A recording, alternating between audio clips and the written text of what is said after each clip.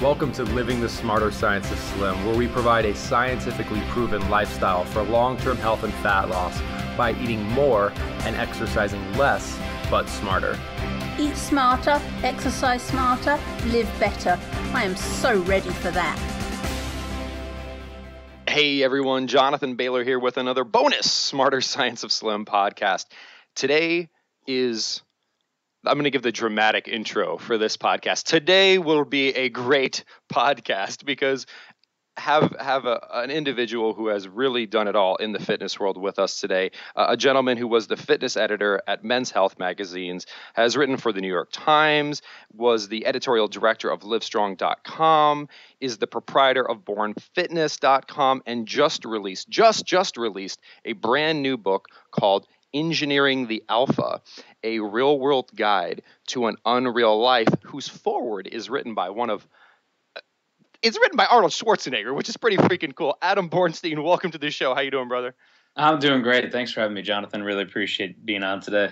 Well, Adam, just to get the show started here, I want to dig into the book, but the first thing I want to dig into is you've basically busted onto the scene here. You've been in the fitness world, the upper echelons of the fitness world for many, many years.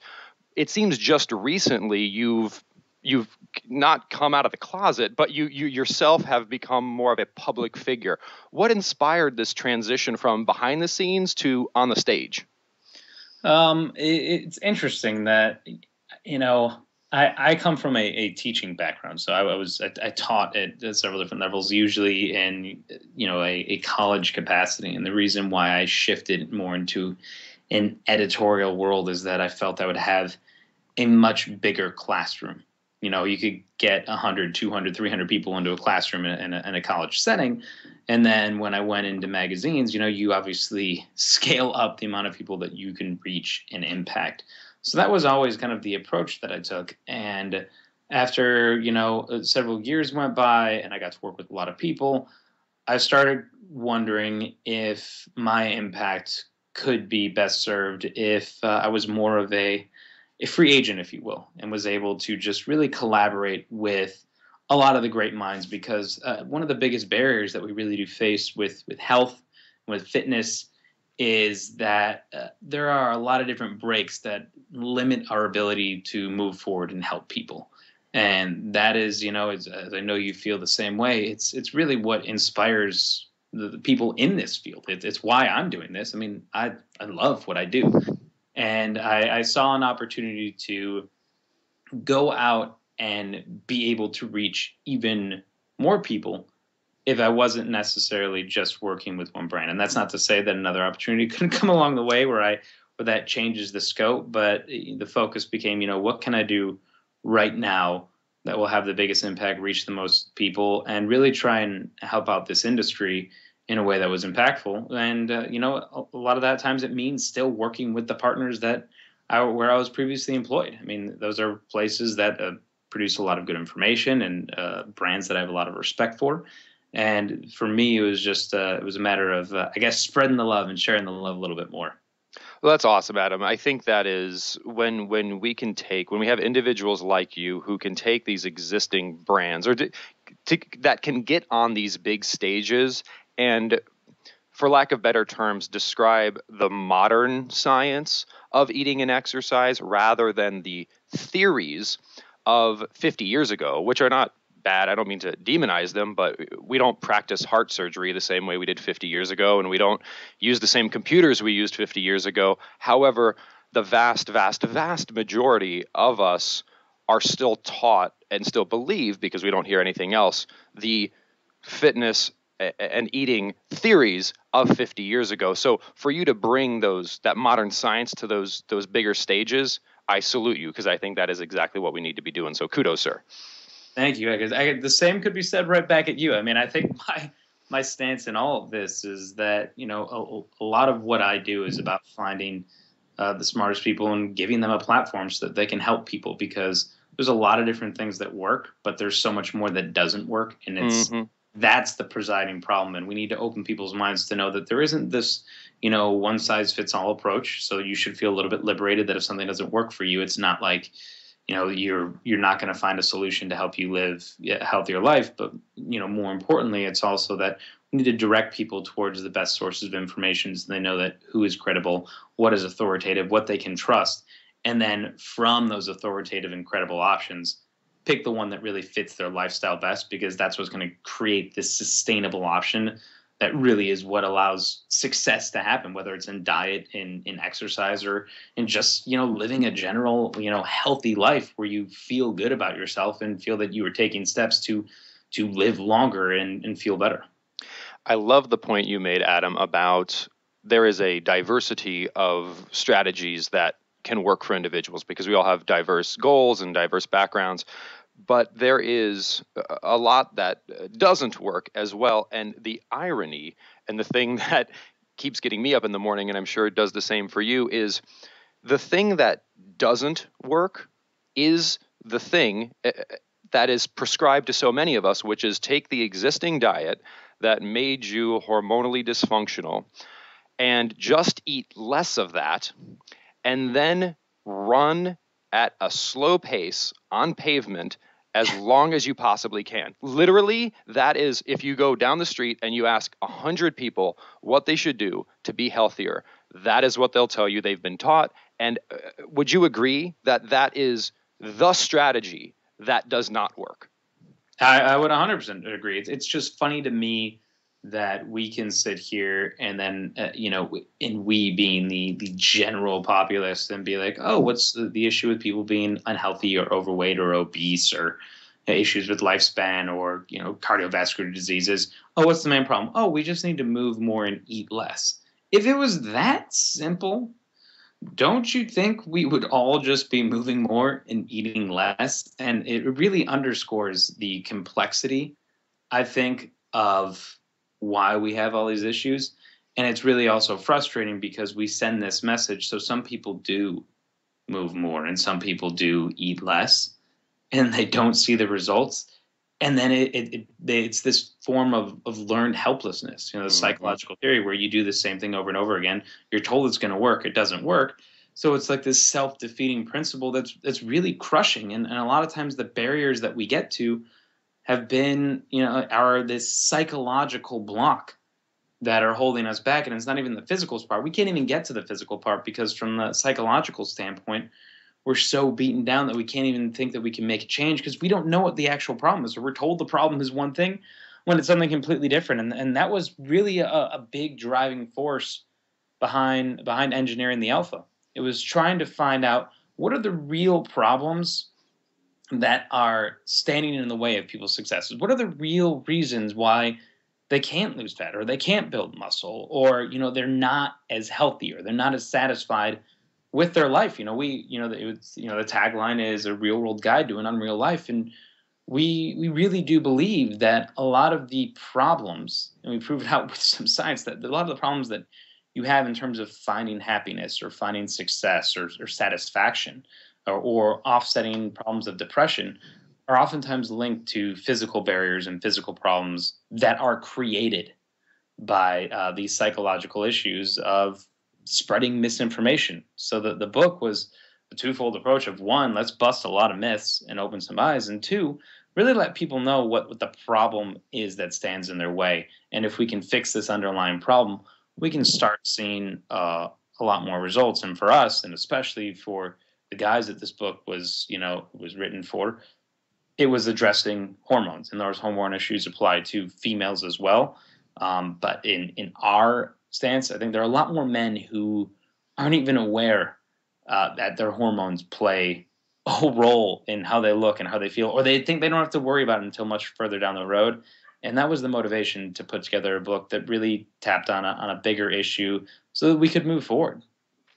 And moving forward, Adam, is so important, and I'm excited to jump into the details of the book because there's a lot of really great stuff here. But just to wrap a wonderful bow around this segment of the show, because I think we've discussed some awesome information here. We touched on this psychological block, and you mentioned the term learned helplessness, which is just so spot on. And one of the reasons that I think work like engineering the alpha and that focuses on the hormonal aspects of this is so important is so many of the individuals that I have the opportunity to work with are individuals who have as I'm sure with you, because this is just the majority of the population, have done the eat less, exercise more standard approach that has caused a psychological block. But then they gain hope because they see work like Engineering the Alpha, your work, or hopefully some of my work, and they say, okay, this is a different approach, which is great. And to be clear, it does help them.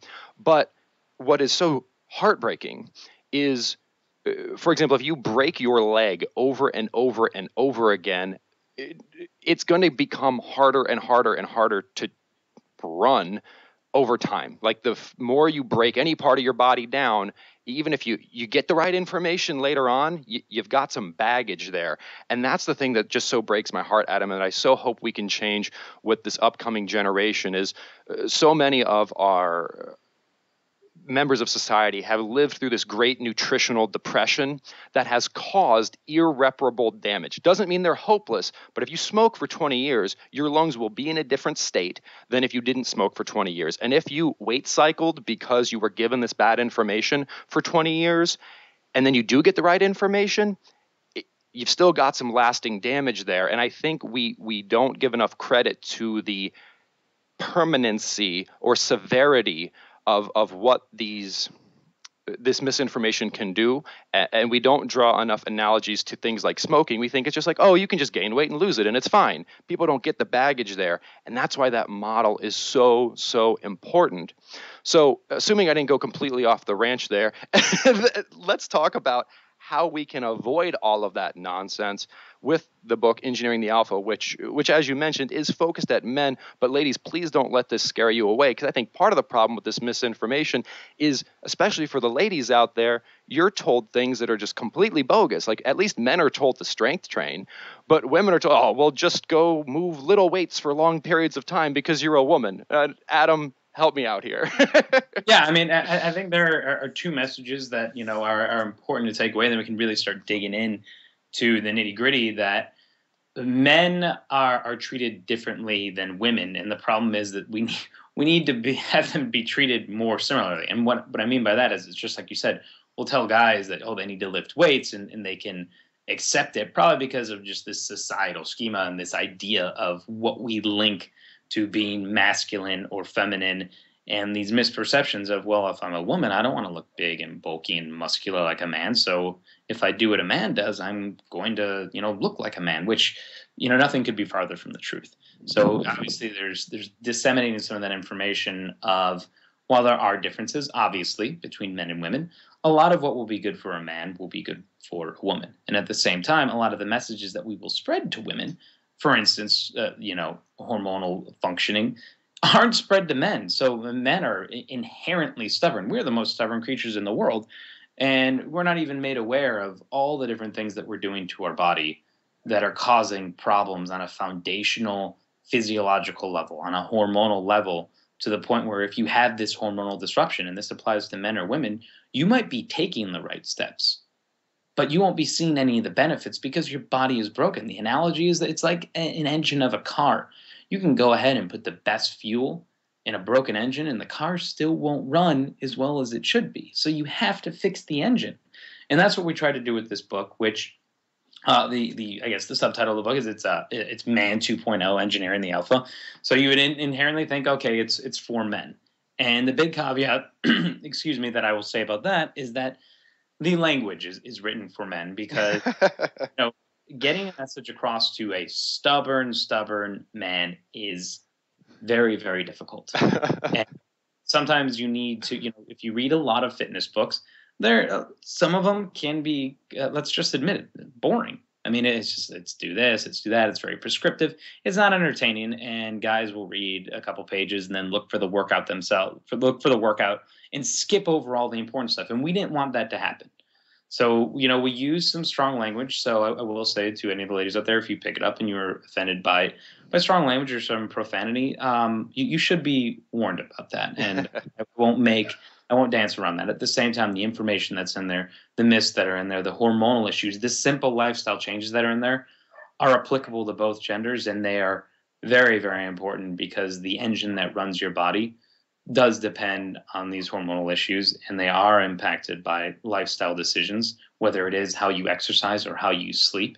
And it's important to adjust these things so that your body can function well. And if you're a woman who knows a man, it's even more important that you give him this book and be like, listen, there are issues that you are not aware of, and this is a guy that this is a book that will speak to guys in a way that will hopefully get them to open their eyes, open their ears, and take action so that we can overcome these things that you were talking about, Jonathan, the frustration of the people who will smoke for 20 years because they just figure, oh, well, we have to put a stop to it now. For the people who've been doing all this damage to their body, they have to realize that, there isn't, and you can't go back, but there is still hope. And for the people who have yet to make these decisions that are going to cause a whole bunch of problems, we have to start them on the right track now. Well, and Adam, how can we get started on that right track? I mean, the book is essentially a series of awesome myth busting, and there's some specific myths I'd love to dig into. But before I do that, what would you say are the top paradigms, to use a business jargon term, that we might need to flip on their head for both men and women to start helping themselves instead of hurting themselves when they try to change their diet and exercise? I think the big one here is that a lot of us just assume that our bodies naturally break down over time. And if we just do some things for simple maintenance, everything is going to be fine. But the reality is the lifestyle decisions that you make, starting as young as in your 20s, can have a profound impact on the way that your body functions. It can have a profound impact on your hormonal levels. What is going to make you hungrier than you should? What is going to make you want to grab the foods that you don't want to do? And it's almost like mind control. We talk about how the amount that you sleep can make you more likely to go and grab, the foods that are the worst things in the world that you don't want, but you have no control over it because physiologically there's a chemical reaction going there that's making you crave and desire those foods when you normally wouldn't. And it's understanding that if you take yourself to this point where you aren't exercising the right way or eating the right foods or sleeping the right way, you do shift this hormonal environment in a way that makes it very, very difficult for you to see the benefits from living a healthier life. When your hormones are off, it does, for guys, make it harder to build muscle. If your hormones are off, it makes it a lot harder to lose fat. It makes it a lot harder to not feel hungry when you shouldn't feel hungry. You're eating the right things, you're taking the right steps, and yet you're still hungry. And it's because your hunger hormones, leptin and ghrelin, they're completely thrown off. And these control things, so the bottom line, the paradigm shift is that you have a lot of people out there who take those steps that we were talking about. They exercise more, they eat less, and they don't see the results. And some of it might be because they're doing the wrong thing. They're slogging away on a treadmill, or they're eating the wrong foods. They're trying to avoid all fat because they think that low fat is the key to not being fat. And that's part of the problem, and that's part of the myth busting we do, that you don't want to fall into these traps that are inflexible and are going to ruin you. At the same time, you might be doing the right thing, but because your body's internal environment its ecosystem has been disrupted, you're not going to see the same benefits that you would if you were playing on a level field and your body was healthy. And if we can kind of refresh, hit the restart button on your body and get you playing from a level playing field, then when you start taking those healthier steps, you're going to start seeing the type of results that you would expect to be seen. And that's empowering. That's the type of positive reinforcement people need to make these lifestyle changes, to feel better about their efforts and to reward them. Because let's be honest, there's hard work that goes into this, and change takes time and takes patience, but change should also be rewarded. And we are creatures that when we are rewarded, we feel good, and it's much easier to continue that behavior. And nothing is worse than for me seeing people frustrated and down and unhappy with themselves because they put in the hard work, or down with themselves because they don't like the way they look or feel. And we need to change that. People need to enjoy life. And that's kind of one of the foundational messages and missions, really, of this book. Well, Adam, I love what you said about this refreshing and restarting. I use the analogy of a clogged sink. You use the analogy of a broken down car engine. And once we can unclog that sink or fix that engine, make those foundational changes, again, it's not, if the system's broken, it really doesn't matter what you do with the inputs into the system is broken. So how do we fix that system? How do we refresh and restart? There are a lot of different steps that we outline. I would say the easiest one, the biggest one that's, I even know this stuff, but I didn't realize the depth of it. I start with sleep. The amount of research that's coming out on the importance of sleep on everything from how hungry you are to the foods that you want to weight loss, it's it is amazing and it is staggering. And what is most staggering is how quickly a lack of sleep can play a huge impact on what it will do for your body.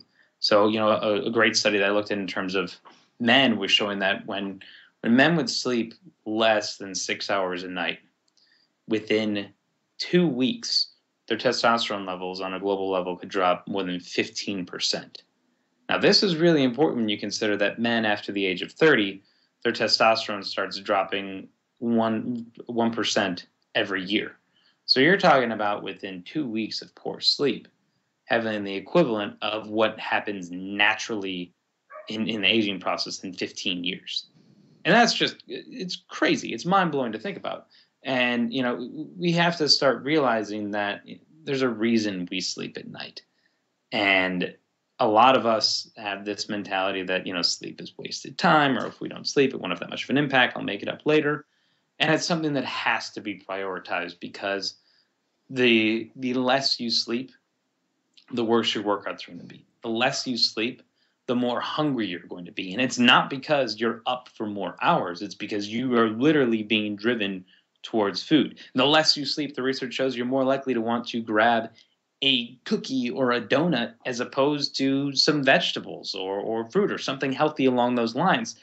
And it's that concept of you look at this one mechanism, it's a daily lifestyle habit, and if you just fix it, literally, you won't be as hungry. You won't be as inclined to grab some of the foods, not even being aware that it's your mind that's pushing you there. You will see better benefits from exercise, and you'll start fixing this system. And a lot of the tips in the book are really just that simple. It's that, let's look at the foods you eat. Let's look at the habits you have from day to day. And let's make slight adjustments to those so that you can fix that hormonal environment and then really start pushing forward.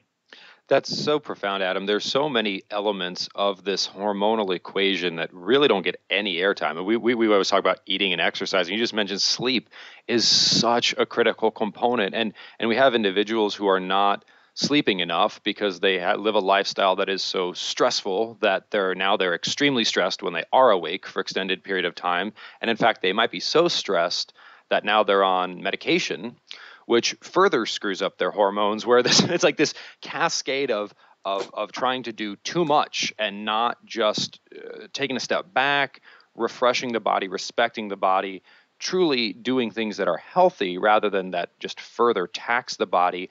How can we, but that just seems like a paradigm shift. We almost live in a culture which prizes, power your way through it and work harder and harder. How do we shift to the smarter mindset? I think there are two aspects to it that you touched on that's really funny. And one of them is the whole medical community. And listen, you are like me. I have a tremendous respect for science. It's why we quote so much research in the book, and because you want principles that have some foundation behind them. It's really important, and it makes a big difference. But when it comes to hormones, a lot of times the medical community's first response is, take this pill. Take this injection, take this drug. And you see it in both genders. You see it much more in men, that if there's any hormone issue, get some sort of hormone replacement therapy. But you also see it in women. It's almost like a knee-jerk reaction when you start looking at why these hormonal deficiencies occur, you see that while the pharmaceutical option might have to be the only option that will work, oftentimes that's not the case, and you can see a lot of big changes. And there was a study that we share in the book by Australian researchers that found that hormonal levels of people in their 60s were the same as people in their 30s. And the difference that saw the people in their 60s with their higher, more healthier hormonal levels, what indicated this, and this was an observational study, so you can't do direct causation here, but it was that they had lifestyle factors like sleep, like exercise, like certain dietary habits that, the researchers hypothesized allowed them to really maintain a healthier hormonal environment, because it is this idea, if you don't use it, you lose it. Not necessarily if you don't take this drug, you lose it. And I think that's a kind of a cultural mindset shift that we have to get to, because we are this society of instant gratification. We're the people who created the microwave because we couldn't wait for food to be cooked quick enough. And so we found a way to make it quicker. And sometimes taking that a slightly more patient approach and a natural approach is going to be a lot healthier for you, and it's going to be a lot better. And then in terms of, creating this paradigm shift of the little changes that we can do in terms of, all right, I want to be successful, I want to push forward, but how do I do it without sacrificing sleep? It's something else we talk about in the book, where we have these, alpha principles. And I should take a quick mention of, there's a lot of misconception that goes around the name in the book of Engineering the Alpha. And we kind of wanted to take back and reestablish what alpha meant. And alpha isn't necessarily a male term. What we decide as the alpha, which is really comes from hierarchies of classes of animals, is the kind of the best version of yourself. And we find that most people find the alpha to be a comparative nature. You want to be better than other people. And that's really an empty drive. If you're always comparing yourself to others, you're never going to be satisfied or healthy or happy. And so that's kind of what the alpha approach is. So we have these alpha principles, and one of them, which links closely to this sleep issue, is about being dedicated but not being obsessed. And dedication means that you work hard towards a goal, that you have hopes, that you have dreams, and that you pursue those with a relentlessness that embodies the way that you want to be seen, that this is a representation of you.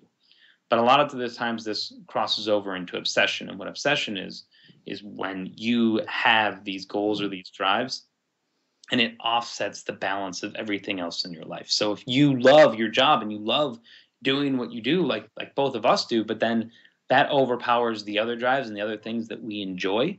So we stop hanging out with friends and family or stop doing hobbies that we like. That's obsession. We can still be dedicated to our job, but we have to have that balance. The same thing. We can be dedicated to our job, but it doesn't mean that it should take away from a fundamental need, which is sleep. So it's drawing that line that it is good to be dedicated. It's good to have passion. Sometimes you need to sprint in life and work a little bit harder. But you have to draw this line because it does become detrimental to your health and your happiness if it's an obsession that controls all of your behaviors. And that reminds me, Adam, of earlier we've already used a few psychological terms, so let's make this a little bit more psychological of a podcast, shall we? We've talked about learned helplessness, and what you just mentioned reminds me of the term paradoxical intention, where we want something, quote unquote, so bad, and we want a goal so bad, and we pursue that goal so hard that our pursuit actually causes us to not achieve that goal. The most common example of this is if you're getting ready to maybe speak in public and you're like, I'm nervous, don't be nervous. And you try really hard to not be nervous and it just makes you more nervous. But we see that, right, with the traditional approach to health and fitness, right? I'm going to be healthy. So here's what I'm going to do. I'm going to wake up at 4 a.m. Okay. I'm going to wake up at 4 a.m. I'm going to go run for 2 hours. That will make you less healthy, not more healthy, right? Right, exactly. And so not only are you not getting sleep, but then you're just beating the hell out of your body, raising all kinds of bad hormones and lowering the good ones for the rest of the day. And you just spent time, again, that you could have been spent sleeping. So don't do that. And also, Adam, one thing you mentioned, which, again, so key, are these deeper lifestyle factors. And one thing I'd like to point out, because you mentioned the study about these individuals who are older were getting more sleep, is just to play the science card a little bit here, because I know our audience are fans of science. When we're on the subject of confounding variables, many studies will come out that will talk about, for example, individuals who eat more vegetables and less protein are healthier than those who eat more protein and less vegetables. Now, both of us are all about eating lots of vegetables and eating the correct amount of protein. So both of those things. But what's important to keep in mind about these studies and any other study is generally, people who go out of their way to eat a lot of vegetables, like you have to go out of your way in our culture to eat vegetables. You don't have to go out of your way in our culture to eat protein. High quality protein, yes. Any protein, no. People that go out of their way to eat vegetables, I would think, do other things in their life to be healthier. So you have a group of people that are actually doing a whole slew of things to be healthier, being compared to people that aren't doing a whole slew of things to be healthier. But the study or the news report of the study just focuses on one thing. oh, well, this group ate more protein and this group ate more vegetables. So clearly the cause of these differences is eat less protein and eat more vegetables, which, again, those confounding below the surface variables, pretty complicated. It's anytime you see a study which says it's because of this one thing, you might want to run the other direction, right? Right. But I think that's part of the greater message here is that you see these studies and you have, especially when it's observational data, you have to take everything with a grain of salt. But that doesn't mean you still can't take something away from it. And what you take away from it is that you do start looking at these lifestyle factors of the older people who, had higher levels or better hormonal levels. And it's like, well, they did X, Y, and Z. They slept more. They ate better, which means they probably were also exercising more, which they did this. And then when you start, kind of looking from a theoretical lens, which can be dangerous, you start to realize, though, that this isn't, there's only so much coincidence that's involved. And I talk about, behavioral magnets. And what I mean by that is that you do one healthy behavior and it attracts another and it attracts another. And, which actual healthy behavior is causing the desired effect. Sometimes it's impossible to know. It'd be great if we could easily just run studies on everything that we thought was cool. But, as many people don't know, research is always based on funding. And a lot of the coolest stuff that we'd like to test, we just can't because no one's funding those studies. But what we can take away from that is if you create enough of these healthy magnets, does it really matter which one is eliciting the effect? Are you trying to pull out and cheat the system, or are you really just trying to live the best life possible? And sometimes, the takeaway from research can be, well, let's add these behaviors because it will help us add these other behaviors, and in concert, we're going to be healthier, we're going to live better, we're going to feel better, we're going to look better. And at the end of the day, a lot of times I think we split hairs about trying to identify exactly what it is that is, eliciting that response, when really we should just be breaking down barriers and make it easier for people to take on habits that will get those results. And if we get people to that point and stop worrying too much about details, as long as we're giving them the good information, we're going to make it a lot easier. Because, it just gets back to what you were talking about. You get the people who will wake up at 4 a.m. and go run for 2 hours. And, there's a whole bunch of problems with, that's not a good approach because it's going to take you further away from the goal. But there's also the problem with, is this really the best, smartest way to do this in terms of you enjoying this process? Mm-hmm. Simple. We oftentimes complicate the process so much. And when there's a simpler process, you might be able to wake up at 4 a.m. and run 2 hours every day and get in great shape. But are you really enjoying your life? Is this really a sustainable model? And I think we need to get back to, as well, taking this science, taking this information we have and coming up with simpler solutions. You were talking earlier about, we have advancements in every single walk of life. And yet for some reason in health and fitness, we continue to want to push ahead information that may or may not, get some results. There are people who will do things that aren't necessarily the best way, but will still see results. But they're not an efficient way. It's not a smart way. And it's not a way that's really going to allow the greatest number of people to see a difference. And that oftentimes is what we have to do with this science, with these great breakthroughs. How can we take this information and provide a model, provide a movement that more people can actually do, more people can actually follow, because we're not all robots that can wake up at 4 a.m. and do that and still be happy and still enjoy life. Well, I couldn't put it any better myself, Adam. That is some profound words. So, folks, if you want more profound words, first of all, there's many, many pages of them to be found in Adam's new book, Engineering the Alpha, and it's Man 2.0. But again, not just for the men. Also, many of the truths in there will apply to ladies just as well. And certainly, if nothing else, ladies, it can empower you to maybe help the men in your life, because that would be good too. And a bunch of wonderful free information can be found on Adam's website, which is BORN fitness.com. Adam, what's next for you? Who knows at this point? I'm just there's a lot of fun stuff happening at Born Fitness. There is the book. I will mention we will be having a second book coming up, which is geared specifically for females. So the hope is that I will be coming back, and it will be language that I think will talk to the female audience a little bit more pointed. But it's exciting stuff with Engineering the Alpha right now, and just really continuing to try and put out great content that helps people and work with people like yourself who are doing everything they can to spread the word on and bust these myths. So don't be surprised if we're working a little bit together, Jonathan. And I really appreciate you having me on and having the opportunity to talk about the book and hopefully open some eyes and let people know that, you know, these issues, these frustrations, they can be overcome, and we just have to identify the right problems and start cleaning out a lot of that junk that holds people back. Well, and Adam, I appreciate the kind words, and I'm delighted to hear the second book is coming out. And listeners, I hope, if nothing else, check out Adam's work, check out the book, because I think hopefully you will get a glimmer of hope, because Adam represents where the mainstream, I believe, will be in 20 years. Like, this is not hopeless. I believe we are in a space with nutrition and fitness like we were with smoking 60 years ago, where there is there's enough science and there's enough smart people, and there's enough people who are also smart about how to get that information out there, that there is hope. But I think Adam is a great representation of that. So please go out there, check out his work. And Adam, certainly we'd love to have you back on the show, brother. I appreciate you joining us.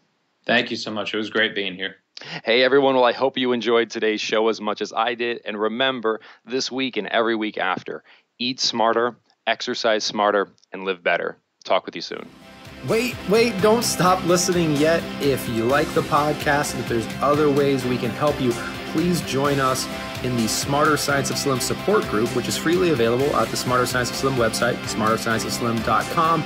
There you'll find all kinds of free recipes and success stories and just all kinds of fun stuff, like how to help your kids go sane and just great community content.